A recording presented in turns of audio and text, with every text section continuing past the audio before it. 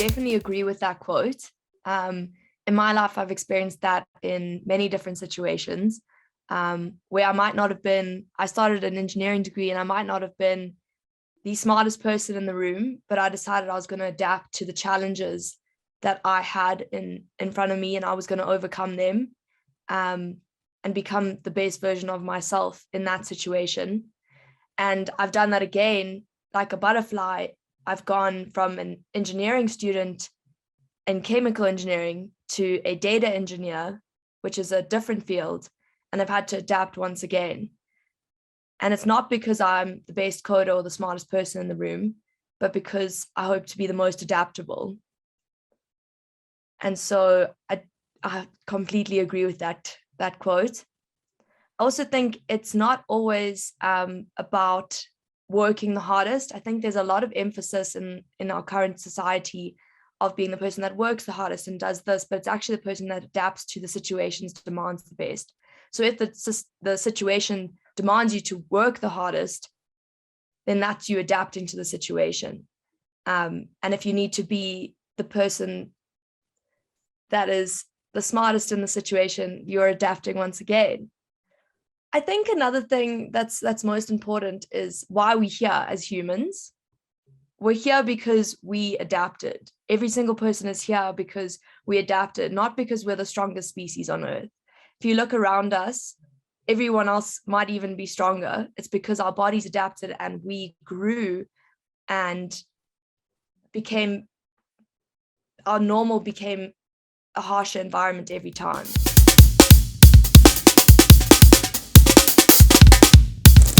Didier, you are in trouble. I had the privilege of being with you from square one throughout this entire project. And I think my evaluation from you is going to be extremely detailed. So prepare yourself for this one. I'm going to break it down into 3 segments: what you excelled at, what to work on, and how you can challenge yourself. So what you excelled in, 4 points. I loved how you started off your evaluation with a quote from Winston Churchill.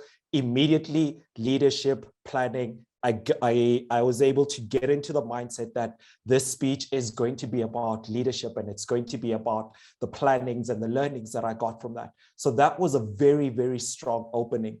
Secondly, your speech was so well organized. Throughout the entire speech, I was with you every step of the way. You broke it down in a very interesting way. Some great examples that I got from this was, I will now share my challenges, I will now share my learnings, and I will now go into learning number 1. That was extremely great. It made it easy for me to follow. Number 3, vocal variety. It was advanced, it was captivating, and that is the marking of a great visionary leader, your ability to vary your vocalness. Number 4, the speech was a good balance between what you learned and how you were challenged. Because this was a speech about your learnings, I would have been very disappointed if you only focused on what you did well, but you immediately highlighted what you did well and then went into how it challenged me and what I learned from these challenges. And that was precisely what we wanted to get from your speech. So that was amazing. What to work on? I'd like you to work on how you show up as a speaker. I'm going to expand on this now under ways to challenge yourself. So number 2, how you show up as a speaker. 1, either stand up while you're giving your speeches. Why? Because you've got an amazing energy as a leader, and it comes through when you give your speeches. It's also very apparent in your hand gestures. And I'm just concerned that the chair is actually draining that energy out of you and it's keeping you grounded. So try maybe standing up and let loose that energy that you want to let loose while you're speaking.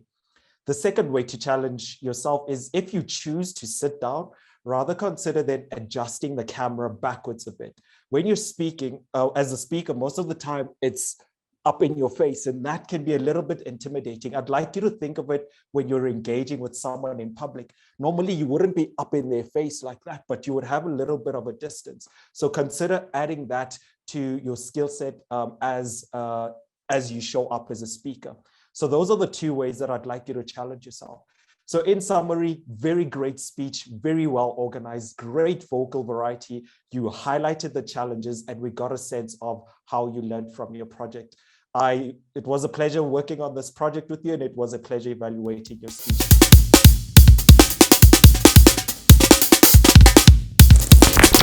Thank you, Mr. Toastmaster.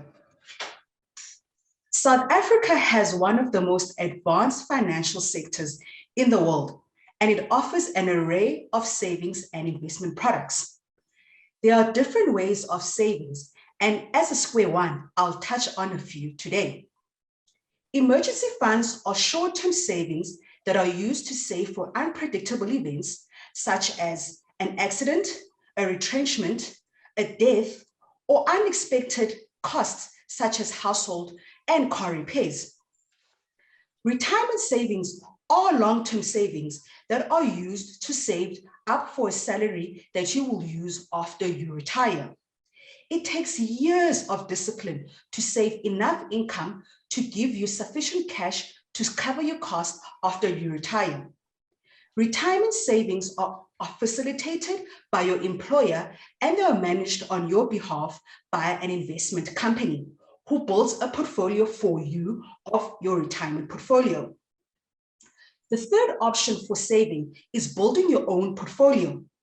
Because South Africa has such a wide variety of products that you can choose from, you can build a portfolio having shares, unit trusts, bonds, which are often founded on a share market. For my speech tonight, I would like to focus on the investment type of share investing. When you enter this realm of investing, you often hear of a concept called risk and reward. This means that generally, when you acquire a very high risk investment, you should be getting a high return. But this is not always often the case, that as an investor, you can also acquire a high risk investment, but not get a good enough return to compensate you for the risk. In addition, the Johannesburg Stock Exchange has over 400 listed companies.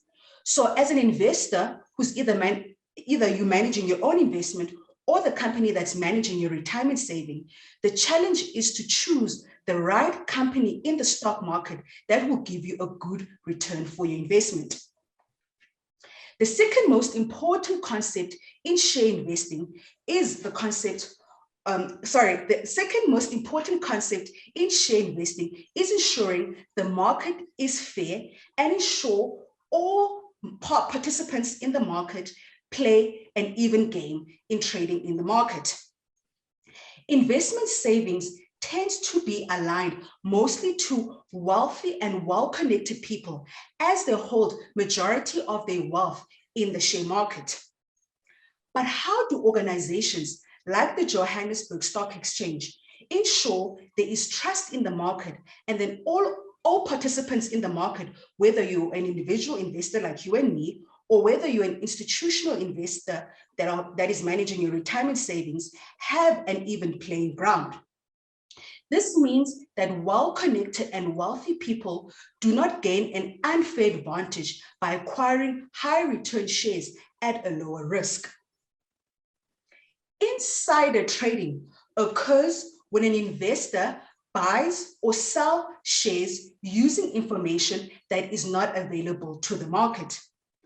The types of information that is shared is when somebody lets you know that a company is about to pay a dividend, or the shares of a company are about to increase.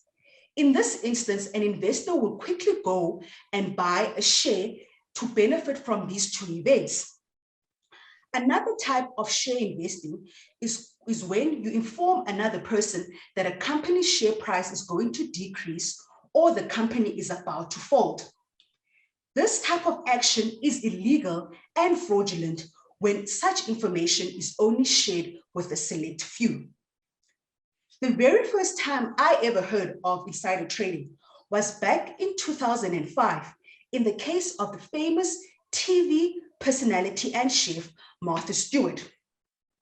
Martha Stewart sold her shares in a company a day before this company lost its share value. Martha was alerted by someone who gave her insider information that the CEO was about to dispose of all his shares. Due to this action being illegal, Martha was convicted to 5 months in prison, and that CEO of the company was also convicted for 7 years in prison for trading on information that was not known in the market. I wondered, in South Africa, do we take insider trading seriously as they do in other markets? And has there been cases of insider trading in South Africa? I struggled to find incidences that have been reported in South Africa insider trading. And the most notable case is of Marcus Jooste, who was the CEO of Steinhoff. Marcus used to send an SMS warning his friends about the shares of his company.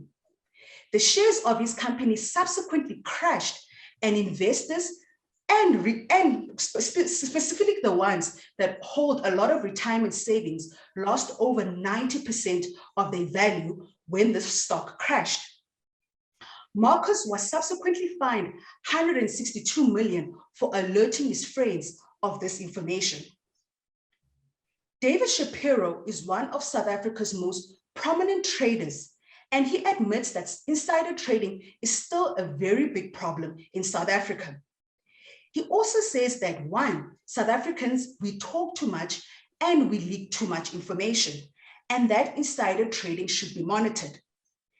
It may be prevalent, but unfortunately, up until today, there's yet to be a significant case that has been prosecuted in our courts or somebody held accountable for insider trading or gaining unfairly from trading in the stock market. Are we playing by the same rules? And unfortunately, this is difficult to tell. Over to you, Mr. Toastmaster.